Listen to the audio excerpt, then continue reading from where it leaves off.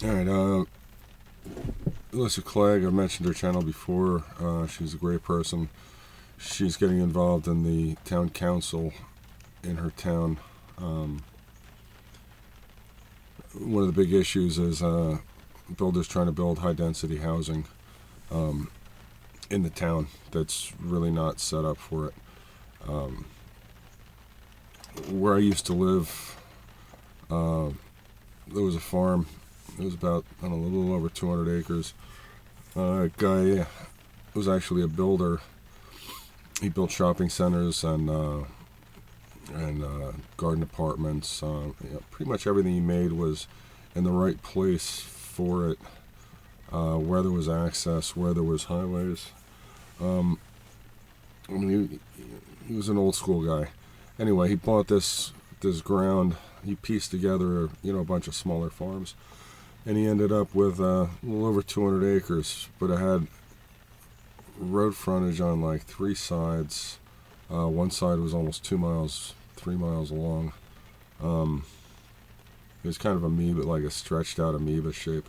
But in any event, he loved the property. It was a beautiful spot. Built his house there, built a horse farm, raised race horses, and life was good. And he died one day. His son was renting the property out. I ended up, he'd rent the house out to whoever. I ended up making hay and making hay on the property. It was in Clinton Township in Hunterdon County, New Jersey. Clinton Township had been fighting with another builder for, I don't know, probably the better part of 15 years. It was another piece of property. It was about 250 acres. It was a big farm. And that was really a beautiful spot. It was, rolling hills and streams and ponds, and a builder had bought it. Realty Homes had bought it, and they wanted to literally build it out as high density, 4 or 5 story, um, you know, 10,000 units of low income housing, which would have been terrible for there because their only access was onto a very small main street of the town of Lebanon. The infrastructure that would have been built would have been phenomenal. And plus, it wasn't zoned for that. It was zoned for like 3-acre residential. But Pulte Homes is a big national builder, and they just kept pouring money into the lawsuits to change the zoning. And it wasn't crippling, but it was very difficult for the township. So then, back to this guy's, where I used to make hay. This builder buys it, and because I'm involved in it and I grew up in that area, people are coming to me saying, somebody's going to build it, but we don't want, we don't want flag lots. We don't want to look like hell. So I tell him, and he says, "Go to hell, get your stuff out of here. We don't want you here anymore," which I expected. So what they did was they put together a site plan for their preliminary approvals, and literally every 50 feet on any road that they touched, there was a driveway and a mailbox.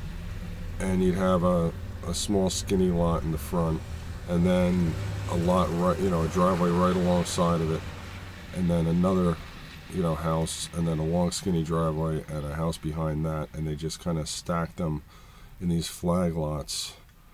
And you look at the site plan, it's like, who would even want to live here? But the town didn't want to fight. They really didn't have the money to fight, 2 battles at once. So they gave them the preliminary, and then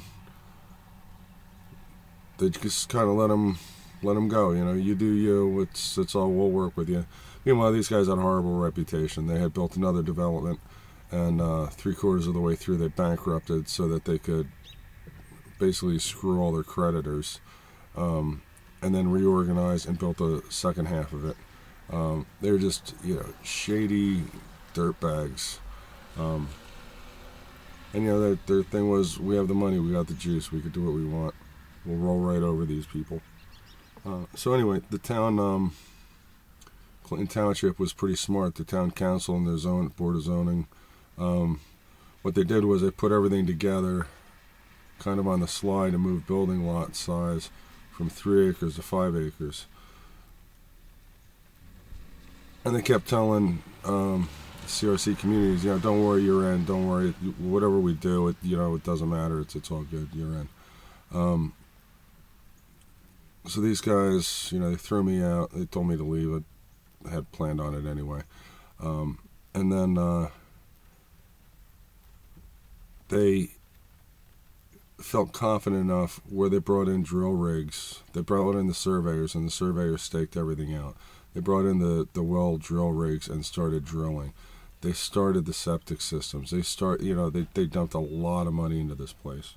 Oh, and by the way, when they bought it, I offered $3.5 million for the place. The guy who was in charge said, "That sounds great. You can keep it a farm. Awesome."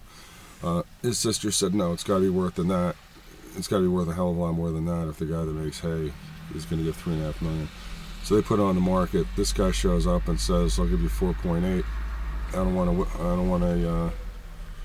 a bidding war. I don't want to waste my time." So when it was all said and done, the real estate listing, expired. They went in for the closing about 8 months later with $3 million and say, "That's it. Take it or leave it." At that point, the guy's sisters, they wanted the money, so they closed for $3 million.